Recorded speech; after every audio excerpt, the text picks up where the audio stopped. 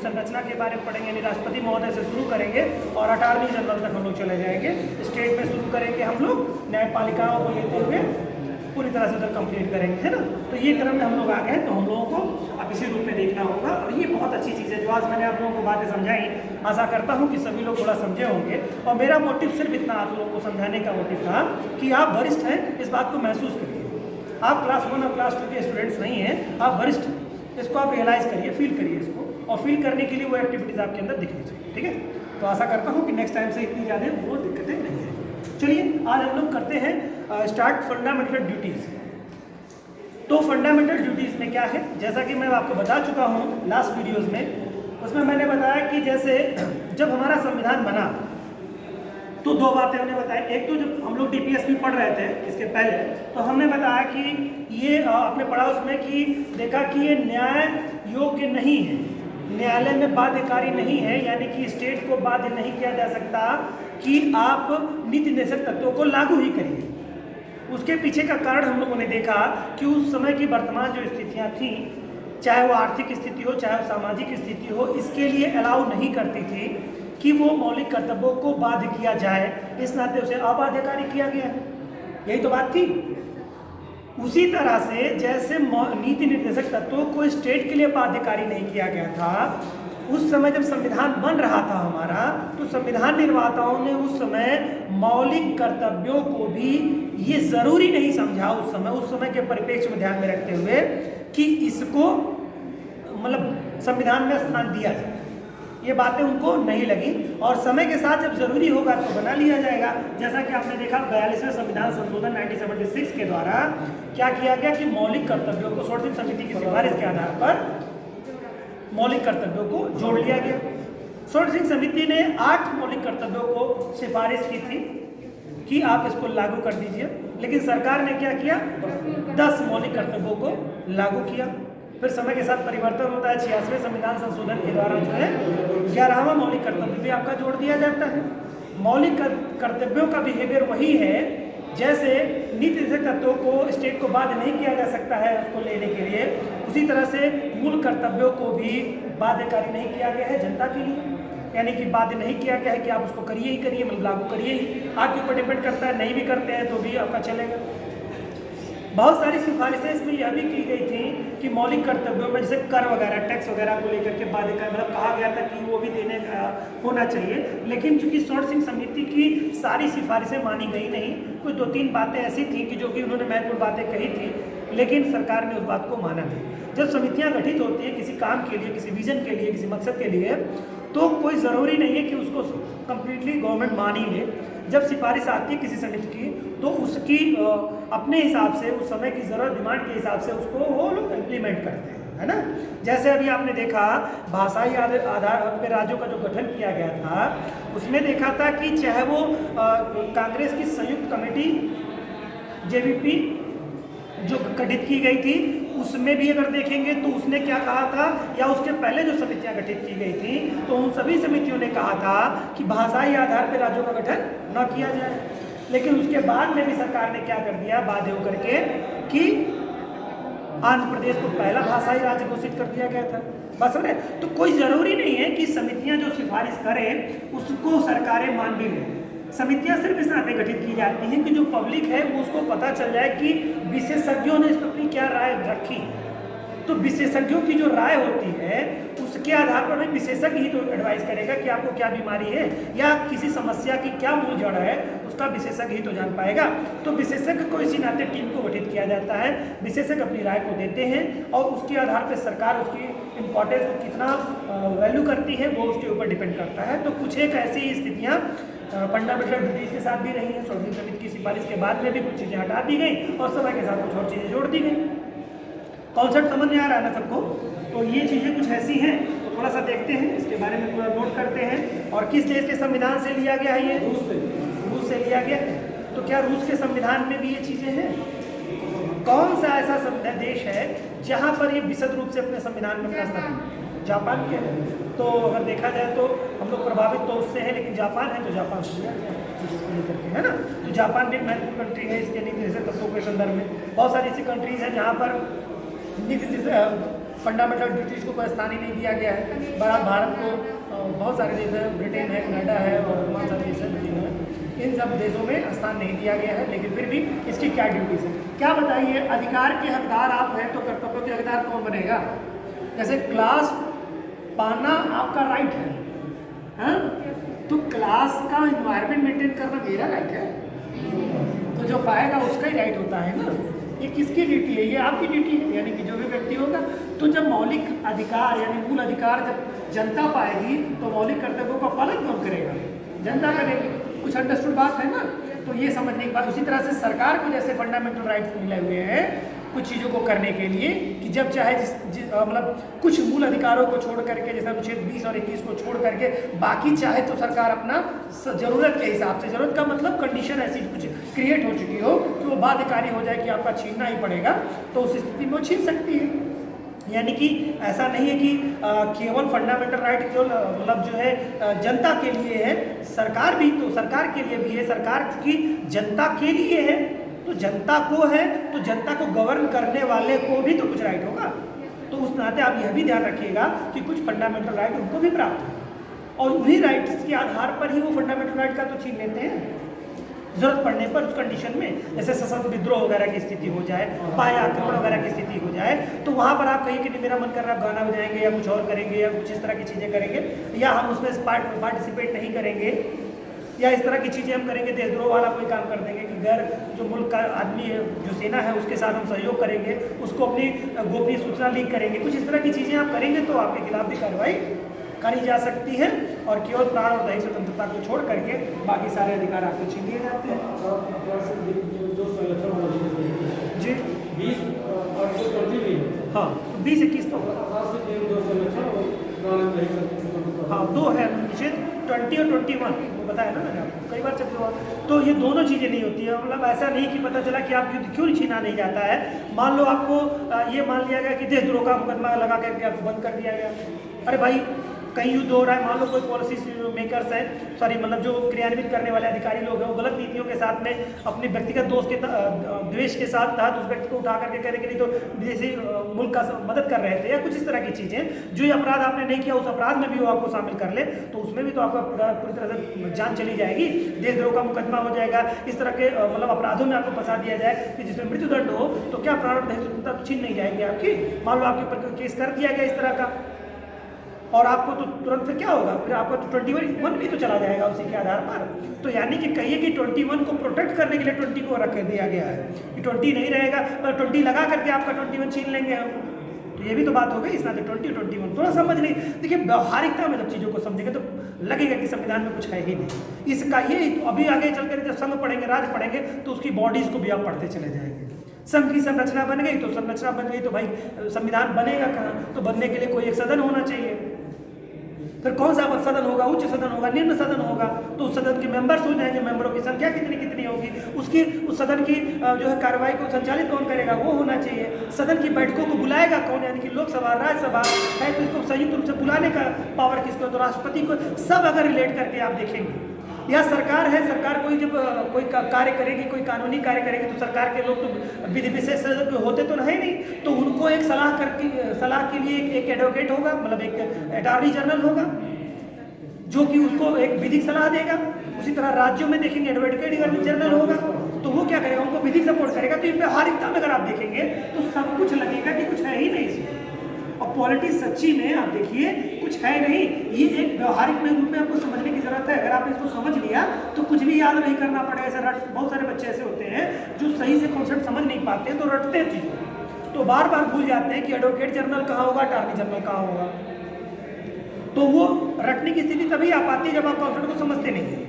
तो ये जब समझे हुए रहेंगे आप तो आपको बिल्कुल दिक्कत नहीं होगी। आपको मालूम हो जाएगा कि आर्टिकल्स आप क्यों भूल जाते हैं, राष्ट्रपति की शक्ति है, किस पे राष्ट्रपति अपने विशेषाधिकारों का प्रयोग या जो भी चीज़ें हैं लगाने के लिए करता है, तो वो आपको रटना पड़ता है। तो क्योंकि आपको पता ही नहीं है कि कहाँ तक से कहाँ तक संघ के बारे में है, तो वो चीज़ें थोड़ी सी अगर इस रूप में अगर आप समझेंगे तो वो मैं उम्मीद करता हूँ कि अगली जो भी क्लासेज होंगी उन क्लासेज में अगर वो चैप्टर्स आएंगे तो आप बिल्कुल बताने की सक्षमता में स्थिति में पहुँच जाएंगे। आइए देखते हैं फंडामेंटल ड्यूटीज़ के बारे में थोड़ा इसमें से। चलिए फंडामेंटल ड्यूटीज़ मूल कर्तव्य।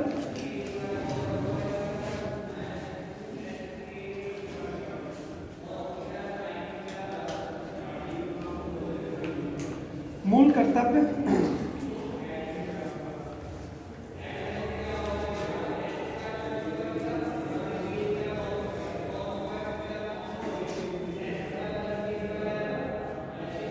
ड्यूटीज।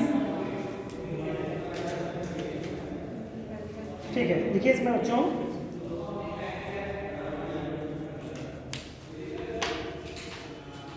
भारतीय संविधान, भारत के मूल संविधान में मौलिक कर्तव्यों का उल्लेख नहीं है या नहीं था।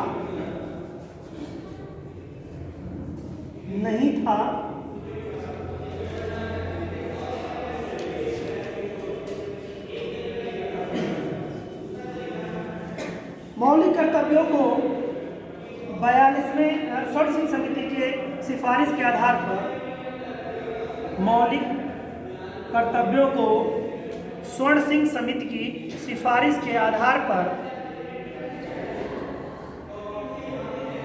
42वें संविधान संशोधन 1976 द्वारा इसे संविधान में लागू किया गया या शामिल किया गया। सिफारिश के आधार पर संशोधन के द्वारा इसे संविधान में शामिल किया गया।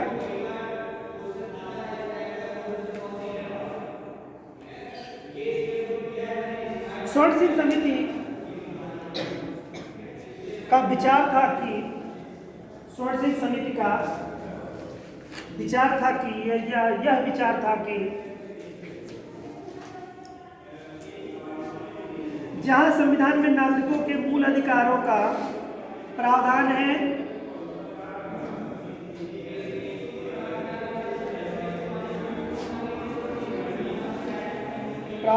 वहां उनके लिए मूल कर्तव्यों का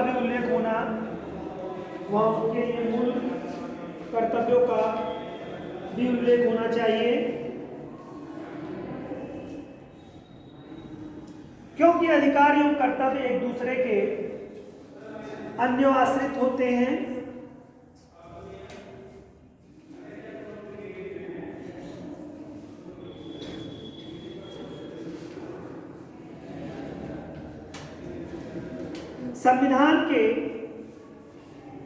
संविधान में एक नया भाग, जैसा कि आप सभी लोग जानते हैं कि भाग 4 क में है ना बच्चों, इसके बारे में तो ये बाद में जो भी जोड़े गए हैं, जैसे आर्टिकल 21 क या ए आप लोगों ने देखा, तो बाद में जोड़े गए थे ना शिक्षा का अधिकार, जो 6 से 14 वर्ष तक के बच्चों को निःशुल्क शिक्षा है, उसी तरह से भाग 4 क जोड़ा गया इसमें। ठीक है, तो इसमें देखिएगा भाग 4 क में इसको जोड़ा गया, इसमें भाग 4 क में जोड़ा गया। ठीक है, इसके लिए अनुच्छेद कौन सा प्रावधान किया गया बच्चों?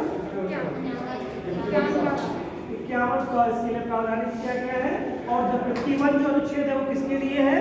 वो तो नीति निषेध तत्वों के लिए है। वहां पर क्या बात बताई गई है? शांति और सुरक्षा को ध्यान में रख करके कोई कानून बनाएगा सरकार, है ना, जो भी नीतियां निर्धारित करेगा तो उसमें हमेशा इस नीतियों में इस बात का ध्यान रखेगा, यानी कि नीतियां निर्धारित इससे होती हैं वो डीपीएसपी से ही निर्धारित होती हैं, तो उसमें बताई गई है बात की है, इस बात का बारीकी से पूरी तरह से ध्यान रखें। क्लियर? चलिए आगे देखते हैं। तो भाग 4 अनुच्छेद 51 का जोड़कर नागरिकों के लिए कुल 10 मौलिक कर्तव्यों का समावेश किया गया था।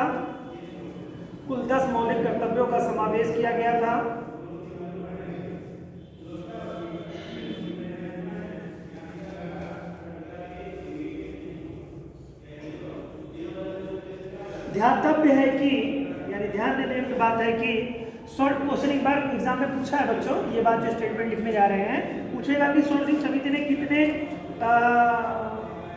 मौलिक कर्तव्यों के लिए सिफारिश की, तो 8 मतलब आपको पता ही है, तो वो ध्यान रखिएगा। ध्यातव्य है कि स्वर्ण सिंह समिति ने संविधान में कुल 8 मूल कर्तव्यों को जोड़ने का कुल 8 मूल कर्तव्यों को संविधान में जोड़ने का सुझाव दिया था।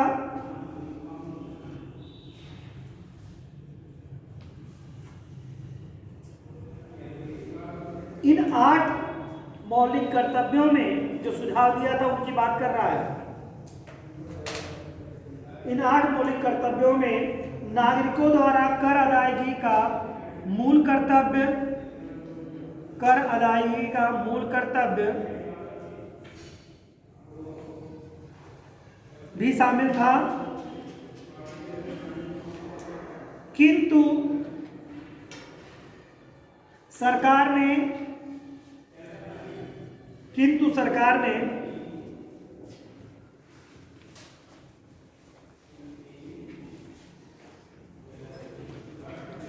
10 मूल कर्तव्यों में इसे शामिल नहीं किया। किंतु सरकार ने 10 मूल कर्तव्यों में इसे शामिल नहीं किया, यानी कि व्यक्तियों को जो कर देने संबंधी जो बात कर्तव्य होता है वो नहीं शामिल किया उसमें, है ना।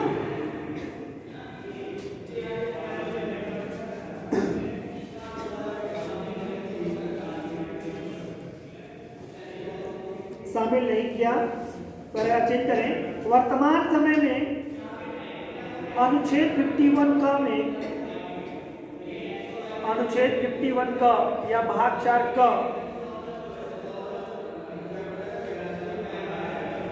के अंतर्गत मौलिक कर्तव्यों की संख्या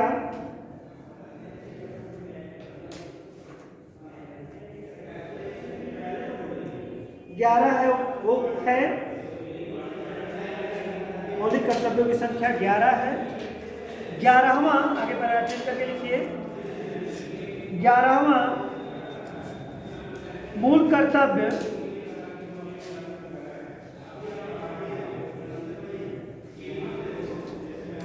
86 में संविधान संशोधन 2002 द्वारा, 86वां संविधान संशोधन 2002 द्वारा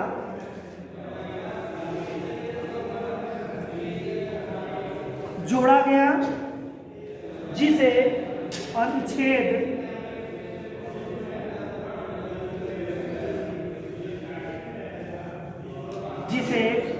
51 क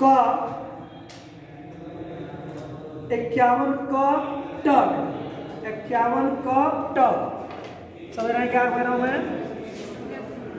51 क रखा है, 51 तो ही, ठीक है, या इसी को लिख सकते हैं 51A और K कर सकते हैं, K में रखा गया है, ठीक है। 11 नंबर कैसे होता है, ठीक है, तो ये रखेंगे 51 K में रखा गया है। क्योंकि अब देखो इसमें जो क्रम आएगा ना बच्चों, 51A के बाद में क्या होगा, 1 होगा, 2 होगा, या कहीं कहीं आपको नंबरिंग मिल जाएगी इसमें A B C ऐसे करते हुए क्रम में जब जाएंगे तो 11 नंबर पे K पड़ेगा ना, तो 11 नंबर पे K पड़ने के कारण से 51 A K हो जाएगा, ठीक है, ये बात, ठीक है, हो गया।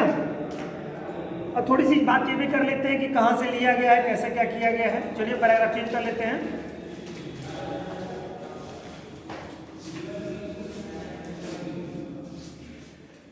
पूर्व सोवियत संघ विश्व का ऐसा प्रथम देश था, पूर्व सोवियत संघ,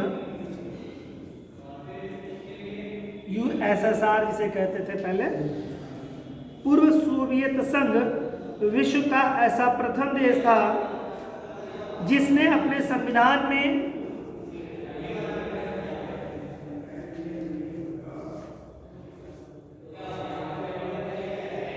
नागरिकों के मूल कर्तव्यों का स्पष्ट उल्लेख किया था,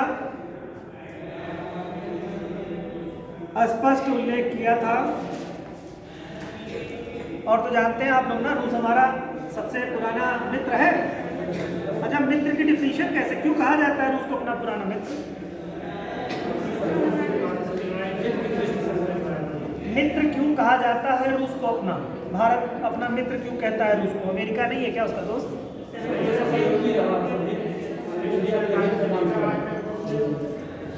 भारत के बहुत बड़ी भूमिका निभाएगा। अच्छा, बाकी लोगों ने नहीं ले पाए हैं। और कोई बात बताइए, जैसे बहुत सारे दोस्त होते हैं जो आपके दोस्तों में जो जीवन बड़ा रोल अदा करते होंगे, कुछ एक के साथ में कोई नहीं होगा, बैचलर होगा, खुद बना हुआ होगा, स्वयंभू होगा, वह अपने आप को यहाँ तक पहुँचने में। बहुत सारे ऐसे लोग होंगे जिनमें रोल होगा। जैसे बहुत सारे लोग जब इंटरव्यू में पहुँच जाते हैं, इंटरव्यू देते हैं, तो बोलते हैं मैंने खुद पढ़ा और मैं इतना डेडिकेटेड था कि मैं हो गया, मैंने सिर्फ एक गोल देखा था, हो गया। कुछ एक लोग बोलते हैं तो उसमें माँ बाप को भी जोड़ लेते हैं, कुछ लोग और भी मिलते हैं जो अपने गुरुओं को भी जोड़ देते हैं, कुछ एक लोग अपनी असफलताओं को भी जोड़ते हुए बोलते हैं ना। तो इसी तरह से रोल था। रूस में क्या खासियत रही है कि जब भारत बड़ी विकट स्थितियों में जब रहा है, तब हमेशा उसने उसका साथ दिया है। जब पूरी दुनिया एक तरफ हो जाती थी, जब ये लगता था कि अब तो बहुत विकट स्थिति में आ गए हैं, तब ने रूस ने हमेशा साथ दिया। चाहे वो कोई भी वार हो, चाहे वो 65 की लड़ाई हो, चाहे वो 72 की लड़ाई हो, 71-72 की लड़ाई हो, कुछ भी हो, तो हमेशा रूस ने इसका साथ दिया। रूस ने साथ क्यों दिया? जैसे अगर आप देखेंगे कि होता क्या था कि जब अंग्रेजों ने भारत को बांट के गए, तो जो अंग्रेज होते हैं ना, खासतौर से जो यूरोपियन कल्चर है, कभी हम यूरोप के बारे में कोई चर्चा होगी, कभी अवसर मिलेगा तो बताएंगे आप लोगों को। तो उसमें जो एक क्लाइमेट चलता है, वो लोग अपना लाभ देखते हैं। जहाँ से उनको जब लाभ ज़्यादा होने वाला होता है, वो उन्हीं के परिप्रेक्ष्य में कार्य करते रहते हैं। वो उनको जिसमें फ़ायदा है वो उसी का हमेशा समर्थन करेंगे। वो सही और गलत का फैसला इतिहास बताता है, मैं नहीं कह रहा हूँ, मेरा इसमें कोई ओपिनियन नहीं है। जो एक ऐतिहासिक ओपिनियन है, उस जो घटनाएं घटित हुई उनके आधार पर अगर देखा जाए, तो यूरोपियों का या कहिए पश्चिमी देशों का ये बिहेव रहा है कि वो जहाँ उनको हित होता है वो उसी परिप्रेक्ष्य में काम करते हैं। तो हित जहाँ रहेगा वहीं वो काम करेंगे। तो भारत से कोई बहुत ज़्यादा जब हित नहीं रहा, तो उन्होंने भारत के बहुत सारे हितों को प्रभावित करने की कोशिश की। चाहे वो 65 की लड़ाई की ताशकंद समझौता, जहाँ पे जान रहे हैं कि अब लाल बहादुर शास्त्री हमारे इतने महान रहे, उनके साथ घटना घटित हुई। और वो क्या घटना किस कारण से थी, ये तो विचारणीय विषय यानी कि शोध का विषय है। हालांकि भारत सरकार यही मानती है कि उनको हार्ट अटैक हो गया, तो हमें भी वही मानना पड़ेगा कि वही हो गया, वही घटना सही है। लेकिन उसके परिप्रेक्ष्य में देखेंगे कि भारत को मजबूरन, जैसे भारत ने तो लड़ाई छेड़ी नहीं थी, जबरदस्ती लड़ाई छेड़ी गई। उसके बाद भारत के अंदर घुसने का प्रयास किया गया। भारत ने जब जवाई कार्रवाई की तो उनको बाहर भागना पड़ा। और फिर जब हम अपने युद्ध में जीते हुए क्षेत्र थे, हमें उनको भी अपने हाथों से गंवाना पड़ा। हम सैनिक भी गंवाए, हमारा नुकसान भी हुआ। ऊपर से हमसे यही समझौता करा लिया गया कि जो जैसे था वैसे रहेगा। तो ये बड़ी अपमान भरी संधि होती है। एक तो हमने कुछ किया नहीं, दूसरा आपने किया, तो आपने किया तो दंड तो आपको कुछ मिलना चाहिए ना। और संधि ऐसी हो कि गलती किसी की नहीं और उसी पर जो मूल था उसी पर कर दिया जाए, तो ये भी सदमा लगने की घटना होती भी है। और ऊपर से यह भी कह देना कि जैसे जय जवान जय किसान का जो नारा दिया गया था, तो क्यों दिया गया था उस समय किसानों को दिया गया। क्यों? किसानों की भूमिका क्या बढ़ गई? युद्ध लड़ाई हो रही थी, किसानों की भूमिका क्या बढ़ गई? दयनीय नहीं थी। उसमें कारण यह था कि उस समय जो अमेरिका था, अमेरिका से गेहूं हमारे यहाँ आता था। अमेरिका ने कहा कि अगर तुम मानोगे नहीं, पाकिस्तान से लड़ाई करते हुए अगर आगे नहीं बढ़ोगे भारत वाले, मान जाओ, नहीं तो तुम्हारा गेहूं बंद कर देंगे, नहीं देंगे तुमको गेहूं, मर जाओगे भूखे। तो बात आ गई, लग गई बात किसको? लाल बहादुर शास्त्री साहब को लग गई। उन्होंने कहा मैं किसान हूँ, मजाक समझ रखे हो तुम, मतलब नहीं दोगे कोई दिक्कत नहीं, एक टाइम खाएंगे, कोई दिक्कत नहीं, लेकिन ये कॉम्प्रोमाइज़ नहीं करेंगे, स्वाभिमान से कोई समझौता नहीं करेंगे। तो उन्होंने कहा कि जवानों तुम सरहद पे लड़ो, किसानों तुम लोग खेतों में लड़ो, पैदावार खूब बढ़ाओ, खूब मेहनत करो, जिससे कि चीज़ें, वो तो बात की चीज़ हो जाएगी थोड़ी सी। हाँ, उसके बाद शुरू होता ही है कि जब आप एक बार धमकी दे देंगे कि साहब नहीं मिलेगा, तो दौर तो शुरू हो जाएगा। लेकिन उस समय का जो परिप्रेक्ष्य था कि जब किसानों को खेतों में और जवानों को सरहद पे, तो जय जवान और साथ जय किसान, कि दोनों लोग लगे रहो। तो जय जवान और जय किसान का नारा जो साथ में दिया गया, उसके पीछे का मोटिव यही था। उस समय की परिस्थितियाँ क्या थी कि सब लोग परमाणु पनडुब्बियाँ ले लेके, और समुद्रों पे उनका बड़ा वर्चस्व हुआ करता था यूरोप के, तो आए दिन धमकी दे रहते थे कि उनकी पनडुब्बी आ रही है, अभी उड़ा देगी, कर देगी। तो रूस कहता था नहीं, कोई भारत की तरफ देखेगा नहीं, जो देखेगा तो हम हैं भारत के साथ। तो वो क्या करता था कि उसने प्रशांत महासागर में अपनी पनडुब्बी उतार दी, है ना, जापान से होते हुए उसने कहा, वो ला करके अपना ये बंगाल की खाड़ी में उतार दिया उसने अपनी पनडुब्बी को। कहा कि अगर कोई आएगा तुम टेंशन ना लो, तुम लड़ो, लड़ो का मतलब है कि तुम जो कर रहे हो अपना निपटा लो, कोई बाहरी नहीं बीच में आने पाएगा। तो ये बहुत बड़ा सपोर्ट हो जाता है एक तरह से। और वहीं जैसे ही देखते हैं वो ब्रिटेन और अमेरिका भाग लेते हैं अरब सागर से, हिंद महासागर के हिस्से में जो रहते हैं, वो अपनी पनडुब्बी ला करके यहाँ स्टैब्लिश कर देता है कि अगर कोई कुछ करेगा तो दिक्कत की बात नहीं है, पहले यहाँ से भी निपटना पड़ेगा। तो सच्चा मित्र तो वही होता है ना जो आपकी मुसीबत की घड़ी में आपका साथ दे। अच्छे घड़ियों में तो सभी साथ देते हैं। और दूसरी चीज़ आप देखिए, जितने भी हमारी बड़ी मिसाइलें हैं, 5000 किलोमीटर मार करने वाली ब्रह्मोस जितनी मिसाइलें हैं वो रूस की टेक्नोलॉजी पे बेस्ड मिसाइलें हमारे पास हैं। जितने भी हेलीकॉप्टर्स, आप अत्याधुनिक हेलीकॉप्टर्स की बात करते हैं, वो सब उन्हीं के हैं। जो हमारे बड़े बड़े वारशिप्स हैं वो सब उन्हीं की टेक्नोलॉजी पे बेस्ड हमारी है। तो बहुत कुछ रूस ने हमको दिया है इस नाते।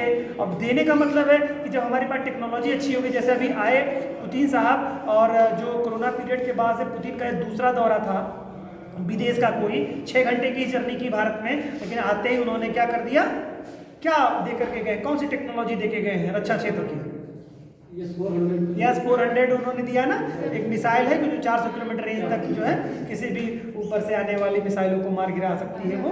तो भारत के एक अच्छे रिलेशन, ताल्लुकात बहुत अच्छे रहे हैं और हर परिस्थिति में रूस ने साथ दिया है। इस कारण से रूस हमारा मित्र कहा जाता है और हर किस्म की परिस्थितियों में उसने टेक्नोलॉजी से लेकर के आज भारत जो ब्रह्मोस स्थल पे अपने गर्व महसूस करता है कि हम 5000 किलोमीटर तक मार कर सकते हैं, वो रूस की ही देन है ना। तो ये चीज़ें भी रूस के साथ में रही है, टेक्नोलॉजी भी रूस ने दी है। और समय आने पर जब लोगों ने डराया तो उसने सहारा भी दिया है कि डरने की जरूरत नहीं है, तुम लोग आपसी मतभेद कर लो जो भी खत्म करने हैं, बाकी किसी और को आने की बहुत सपोर्ट की होती है ना बात। जैसे क्लास में मार पिटाई हो रही है, बात कहते हैं कोई दिक्कत नहीं, बाहर वाले नहीं आ पाएंगे, तुम लोग निपट जाए, तो उसमें क्या होता है, आत्मबल मिलता है ना। वरना डर रहेगा कि बाहर अगर तुम्हारे लोग ना होते तो बताते हैं यहीं पे, अक्सर मोस्टली सुनने में आता है ना, तो बताते अभी मोहल्ले में है, नहीं तो बताते अभी तुम्हारे जिले में, नहीं तो बताते अभी। ऐसा बहुत सारी जगह पे देखने को घटनाएं मिलती हैं। तो ये चीज़ें होती हैं, कुछ ऐसे ही था। चलिए आइए रूस से बात करते हैं। पूर्व सोवियत संघ विश्व का ऐसा प्रथम देश था जिसने अपने संविधान में नागरिकों को मूल कर्तव्यों का स्पष्ट उल्लेख किया था तथा यह कहा जाता है कि, या माना जाता है कि भारतीय संविधान में मूल कर्तव्यों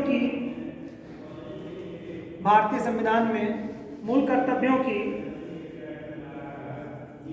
व्यवस्था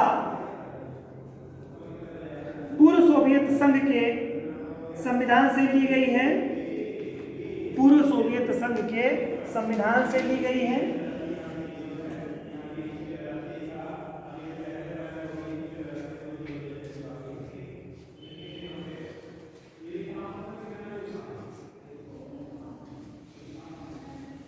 भारत जापान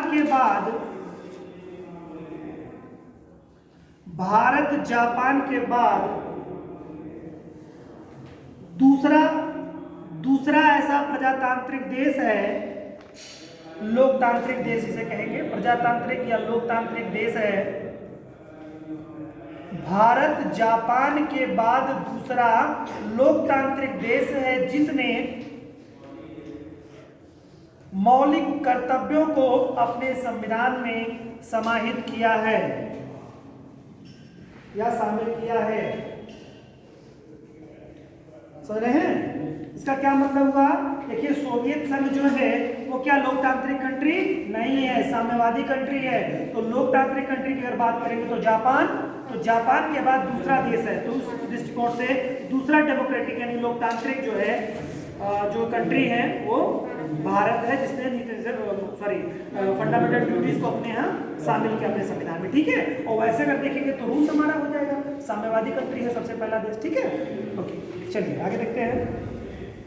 इसके अलावा देखिए यूएन का जो चार्टर्ड है उसमें भी इसके बारे में कुछ उल्लेख किया गया है। तो क्वेश्चन इससे भी क्वेश्चन एग्जाम में आए हुए हैं, आने की प्रोबेबिलिटी भी है इसकी है, तो उसको भी थोड़ा लिख लेते हैं। तथा यूएन चार्टर की धारा 29 फर्स्ट के तहत मानव अधिकारों की 29 फर्स्ट के तहत मानव अधिकारों की सार्वभौमिक घोषणा, मानव अधिकारों की सार्वभौमिक घोषणा, इसको हाईलाइट कर लीजिएगा। मानव अधिकारों की सार्वभौमिक घोषणा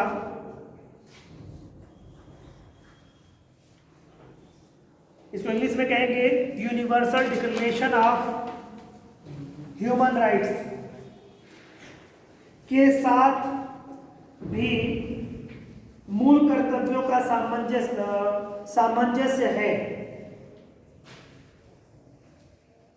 universal declaration of human right के साथ भी मूल कर्तव्यों का सामंजस्य है या समावेशन है, ऐसे कह सकते हैं। तो कह सकता है कि कौन कौन इससे इफेक्टिव है, तो यूएन की जो चार्टर की धारा है वो 29(1), ठीक है, भी इससे प्रभावित है, जिसका नाम आपने मानव अधिकारों का सार्वभौमिक घोषणा कहा है। वो भी एक तरह से जैसे मौलिक कर्तव्य हमारे हैं उसी तरह से वो भी कहता है, ठीक है। यूएन का जो गठन किया गया उसका एक कर्तव्य ये भी निर्धारित किए गए हैं, उनके मेंबर्स के लिए कर्तव्य निर्धारित किए गए हैं, ठीक है। चलिए अब लिख लेते हैं थोड़ा सा आर्टिकल्स में कौन कौन से क्या किया कहा गया भैया।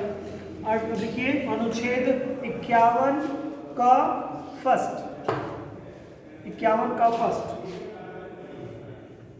जिसके पहले क्या आप चाहते तो 51 का में लिख सकते थे कि निम्नलिखित मौलिक कर्तव्य निर्धारित किए गए हैं।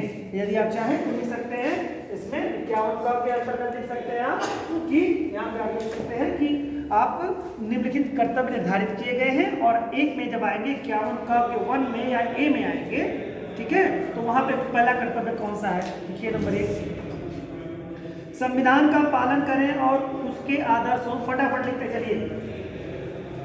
मैं 11 वाला सबसे लास्ट में लिखाऊंगा, आपको मालूम होना चाहिए 86वें संविधान संशोधन के द्वारा 2002 में जोड़ा गया, ठीक। संविधान का पालन करें और उनके आदर्शों, उसके आदर्शों, संस्थाओं,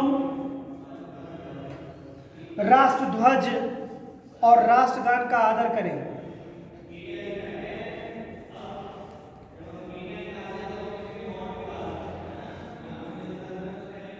संविधान का पालन करें, उनके आदर्शों, संस्थाओं, राष्ट्रध्वज और राष्ट्रगान का आदर करें।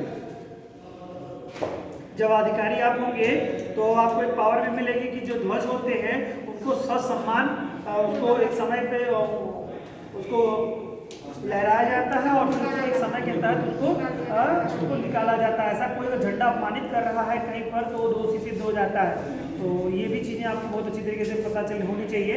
पहले हुआ करता था कि बाइक वगैरह पे लोग बाइक लगा करके झंडे चलते थे, तो बहुत सारा उसमें क्या होता था कि समय में फट जाते थे झंडे या कहीं गंदे हो जाते थे, गिर जाते थे, इस तरह की चीज़ें होती थी। तो उससे थोड़ा अवॉइड करने की बात कही गई संविधान के द्वारा, मतलब लोगों सरकार के द्वारा, कि इस तरह का ना करे। उस पर कानून बनाए गए, उन कानूनों का भी आपको जानकारी होनी चाहिए कि उसको सम्मान हमको देना है। राष्ट्रगीत है तो हमको उसको सम्मान देना है, राष्ट्रगान है उसका सम्मान देना है। तो राष्ट्रगीत नहीं लेकिन राष्ट्रगान का हमको सम्मान करना चाहिए, हमारा कर्तव्य है। अब हम नहीं करते तो चूंकि बाध्यकारी नहीं है तो कह भी सकते हैं कि साहब हम नहीं करेंगे, लेकिन नहीं करेंगे तो एक तरह से कहिए गद्दारी ही तो है अगर नहीं करते हैं आप। कारण क्या है, क्योंकि सरकार ने ये बाध्यकारी ना करने का ये मतलब नहीं होता कि आप नहीं करेंगे। एक तरह से ये तो आपके लिए कंपलसरी है ही। जब मौलिक अधिकार आपके लिए कंपलसरी है तो मूल कर्तव्य भी आपके लिए कंपलसरी है। ये अलग बात है कि संविधान में इसको कंपलसरी नहीं किया गया है आपको, लेकिन अगर ये कर दिया गया होता तो फिर तो आपकी मजबूरी होती। ये तो उनका बड़प्पन है जिन लोगों ने संविधान को बनाया कि उन्होंने हम पर छोड़ दिया, क्योंकि वही इस दृष्टिकोण के साथ उन्होंने इसको शायद बाध्यकारी नहीं किया कि हमारे नागरिक इतने सभ्य हैं कि उनको बताने की जरूरत नहीं है, लिखने की जरूरत नहीं कि पिताजी का पैर छू करके अपने अभिभावकों का सम्मान करना चाहिए, लिखा नहीं है। ये आप स्वतः करते हैं। कुछ बहुत विवेकशील होते हैं नहीं करते हैं, तो अलग बात है ना। चलिए आगे, कोई बात नहीं। तो ये आपको याद रखना चाहिए, आप सभी ऑफिसर्स बनने जा रहे हैं तो आपको ये पता होना चाहिए कि क्या क्या करना है हम, ठीक है। वो चीज़ तभी पैशनेट होइए, जुनूनी बनिए, जुनूनी बनेंगे तभी कुछ कर पाएंगे, और जब जुनून नहीं होगा तो फिर कुछ नहीं होगा, ऐसे ही फिर रह जाएंगे। कैसे रह जाएंगे, मतलब सिर्फ एक हवाओं में चीज़ें होती चली जाएंगी, है ना। प्रैक्टिकली उसको अपने आप में फील करिए, एंजॉय करिए, है ना। एक सिस्टम को लड़ने की कोशिश करिए कि एक सुधार करेंगे, एक ऐसा परिवर्तन लाएंगे, क्रांतिकारी परिवर्तन लाएंगे। अगर हम डीएम होते, आप ऐसा फील करिए, तो अभ्युदय के बच्चे कैसे पढ़ रहे हैं ये रियलाइज करिए, है ना। तो वो फील करेंगे तभी आएगा। अब आप ऐसे करके निकल जाने की कोशिश में रहेंगे तो समझिए कि आपके अंदर डेडिकेशन और जुनून नहीं है। आप डीएम होते तो कुछ और सुविधाएं व्यवस्थित करने की प्रयास करते, और भी चीज़ें करने की हो सकता है ये बहुत उन्नत हो सकता है आपकी अपेक्षा हो कि नहीं और उन्नत होना चाहिए था, ये करेगा कौन? जो प्रशासनिक अधिकारी, बड़े अधिकारी। तो आप भी होते तो आप भी कुछ करते, आने वाले जनरेशन के लिए आप करेंगे, हैं? अगला अभ्युदय चलता रहेगा, विकसित होता रहेगा, तो आप क्या करेंगे? इसको और दूर तक इसको ब्रॉड करेंगे, और भी तमाम सारी चीज़ें आप सोच सकते हैं। क्यों ये नहीं सोच रहे कि अपना काम बन गया, काम खत्म? ऐसी सोच तो कम से कम अधिकारी को तो नहीं रखनी है भाई, है ना? ऐसी कहीं कहना भी मत, अपने मन में भी मत कहना कि अपना काम हो गया तो काम खत्म, वरना आपको कहेंगे ये बेकार आदमी है, इसको इंटरव्यू में लेना नहीं है। हैं जो व्यक्ति जैसे पूछते इंटरव्यू देखते हैं, व्यक्तित्व परीक्षण होता है ना, तो उसमें क्या पूछा जाता है? सर क्या मतलब है दुनिया में, क्या हो रहा है, क्या मतलब है? आप एग्जाम पूरा दे करके आओ, बहुत डिमेरिट हो जाएगी आपकी। बिल्कुल आप मतलब एक तरह से कहिए कि हालांकि वो ऐसा नहीं होता है कि जो कि आपको फेल कर दिया जाए, लेकिन यह है कि डिमेरिट में आप आ जाओगे, जितना कम से कम नंबर हुआ जा सकता है वही दे देंगे आपको। फिर वो आपके व्यक्तित्व को करते हैं, तो लोग बताते हैं उसमें नहीं भी जब कुछ करना होता है तब भी कह के आते हैं कि नहीं सर हम जाएंगे तो क्रांतिकारी परिवर्तन ले आएंगे। कोई डॉक्टर होता है तो उससे पूछा जाता है कि भाई आप तो डॉक्टर प्रोफेशन में थे, इतना अच्छा सोशल वर्क कर रहे थे, तो आपने भाई क्यों नहीं ऐसा किया, है ना? तो आप क्यों उस प्रोफेशन को छोड़ करके आए, इतनी आपके ऊपर सरकार ने पैसे खर्च किए। बहुत सारे IITian जाते हैं जिन पे करोड़ों रुपए IIT में खर्च होते हैं, उनके ऊपर उनसे पूछा जाता है कि भाई आप पे तो गवर्नमेंट ने इतना पैसा खर्च किया है, आप IIT तैयारी वहाँ पे किए, आपने रिसर्च करा है, सरकार ने आप पे कई लाख या करोड़ों रुपए आप पे खर्च किए हैं, आप अधिकारी मतलब एक IAS बनने जा रहे हैं, आपको क्यों ऐसा कर रहे हैं आप? तो बताते हैं ना सर कि हमारी जो भी चीज़ें हैं अपनी बातों को सेटिस्फाई उस कमेटी को करते हैं, तो फिर वो उनको एक अच्छा नंबर पाते हैं, और सेटिस्फाई नहीं कर पाते तो नंबर उनको कम मिल जाते हैं। आप सेटिस्फाई करिए कि जाना क्यों चाहते हैं, आप अधिकारी क्यों बनना चाहते हैं? भाई वैसे तो सभी बनना चाहेंगे कि पद होता है, सब डरते हैं, या बड़ा काम हो जाता है, जो हो जाता है, इस तरह की महत्वाकांक्षा तो सभी की होती है। लेकिन आप और लोगों से भिन्न क्या है, ये तो सभी लोग बोलेंगे एक सुर में, और मुझे 2 DM बनाना है, एक फीमेल एक मेल, मान लो 1 मिनट के लिए, तो मैं क्यों सबको लूँ? जब कोई विशेष दिखेगा तभी तो मैं लूँगा ना, क्योंकि रिटर्न तो सभी पास होकर के यहाँ आए हुए हैं। ऐसे इतने लोग, मान लो अब इतने लोग सब रिटर्न पास हैं, है ना, और संयोग से 1-2 नंबर का सबका डिफरेंस है। अब इमेजिन करो 1-2 नंबर सबके अंतराल है, संयोग से ऐसे मान लो 1 मिनट के लिए कि बहुत ज़्यादा मैक्सिमम 10 नंबर का डिफरेंस है, जब बाकी मेंस सबका एवरेज हुआ है, नंबर सबको लगभग मिले हैं, तो इंटरव्यू इंपॉर्टेंट नहीं हो जाएगा? फिर वहाँ पर इंटरव्यू फिर इंपॉर्टेंट। लेकिन लोग कहीं बहुत सारी चीज़ें, छोटी गलतियाँ भी बहुत बड़ी गलतियाँ हो जाती हैं, क्योंकि आपको नहीं पता होता है कि इंटरव्यू जो देने वाले लोग हैं हमसे कितनी दूरी पर है। हो सकता है हमारे बराबरी पे हो, या हो सकता है हमसे 1 नंबर ही पीछे हो, या हो सकता है हमसे 10 नंबर भी आगे हो। तो हमारा इंटरव्यू बेहतर से बेहतर होना चाहिए, क्योंकि वही हमारी ज़िंदगी बना देगा। ठीक है, ऐसी चीज़ें हैं। चलिए, दूसरा है बच्चों स्वतंत्रता के लिए दूसरा मौलिक कर्तव्य क्या होगा? स्वतंत्रता के लिए हमारे राष्ट्रीय आंदोलन को प्रेरित करने वाले, हमारे राष्ट्रीय आंदोलन को प्रेरित करने वाले उच्च आदर्शों को हृदय में संजोए रखने हृदय में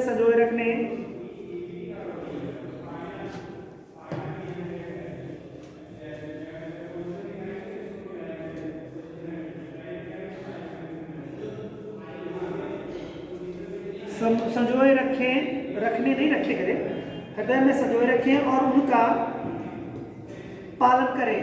हृदय में संजोए रखें या उनका पालन करें।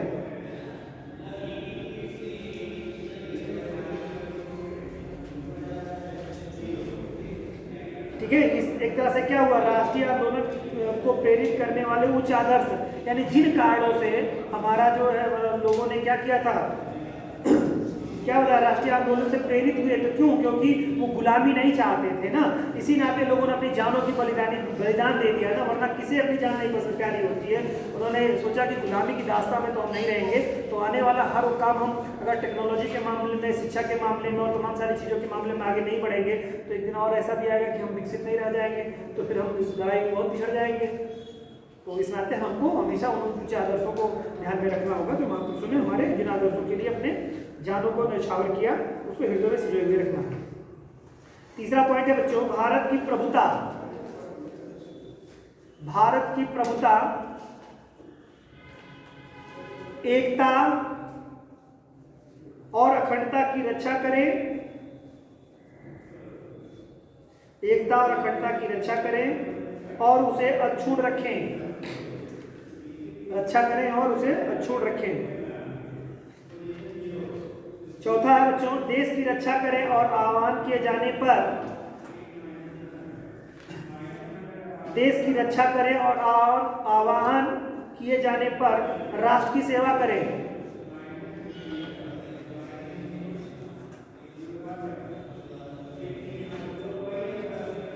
यानी अपेक्षा की जाती है कि कहीं से अगर बाह्य आक्रमण हो गया दुश्मनों से, तो अगर आपसे कहा गया कि मार करने सरहद पे, तो क्या करेंगे आप? आपसे अपेक्षा की जाती है कि हमारा हर सैनिक बंदूक उठा लेगा और चला जाएगा। ये और बात है कि मन में कुछ और भाव के चल रहे हो, लेकिन यही भाव चलने चाहिए हमेशा, ठीक है? क्या कि सरहद पे जाएंगे और 200 पाकिस्तानियों को या 2 लोगों को मार के आएंगे। चलिए आगे नेक्स्ट पॉइंट है बच्चा, पांचवें पॉइंट है, भारत के सभी लोगों में समरसता, भारत के सभी लोगों में समरसता, भ्रातृत्व की भावना, भ्रातृत्व की भावना यानी भाईचारे की भावना का विचार करें,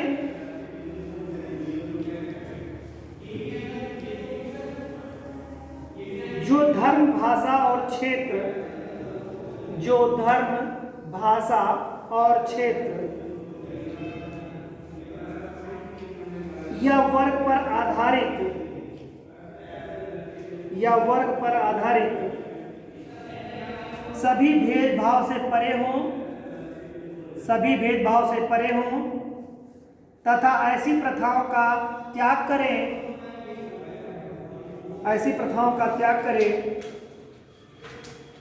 जो स्त्रियों के सम्मान के विरुद्ध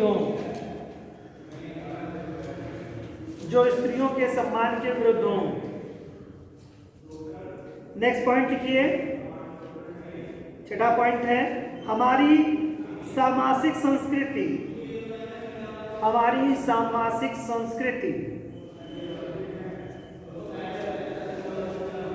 कंपोजिट कल्चर जिसे कहते हैं इंग्लिश में, सामाजिक संस्कृति की गौरवशाली परंपरा का महत्व समझें,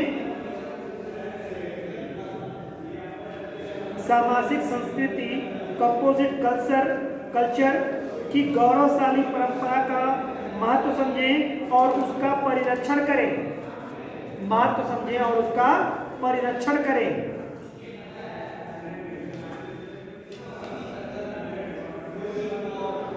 नेक्स्ट पॉइंट 7 है, प्राकृतिक पर्यावरण को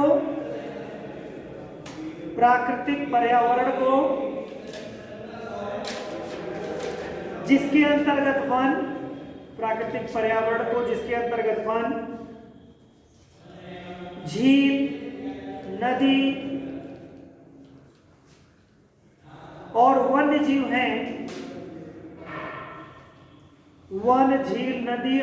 जीव हैं, रक्षा करें और उसका संवर्धन करें,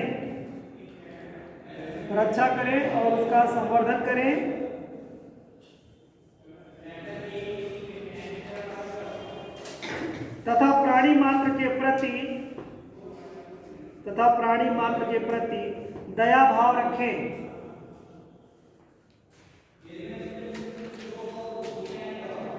8 नंबर है बेटा, वैज्ञानिक दृष्टिकोण, 8वां मौलिक कर्तव्य, वैज्ञानिक दृष्टिकोण, मानववाद और ज्ञानार्जन तथा सुधार की भावना का विकास करें,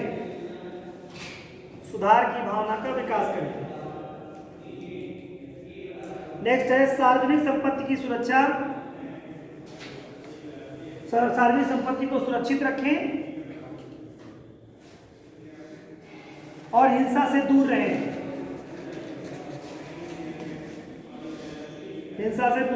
और 10वां मौलिक कर्तव्य लिखिए, व्यक्तिगत और सामूहिक गतिविधियों के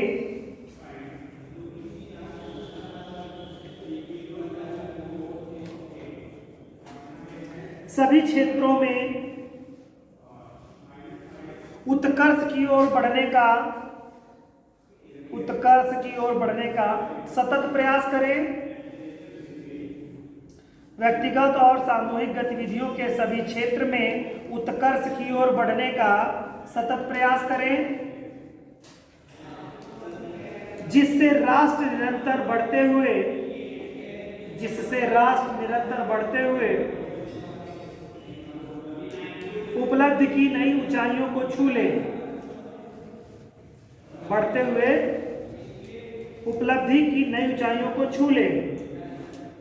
और लास्ट बच्चों 11वां आपका जो मौलिक कर्तव्य है वो है 6 से 14 वर्ष के आयु के बच्चों के 6 से 14 वर्ष तक के आयु के बच्चों के माता पिता और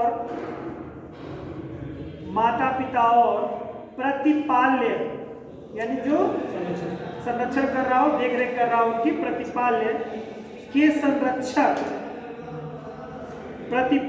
संरक्षक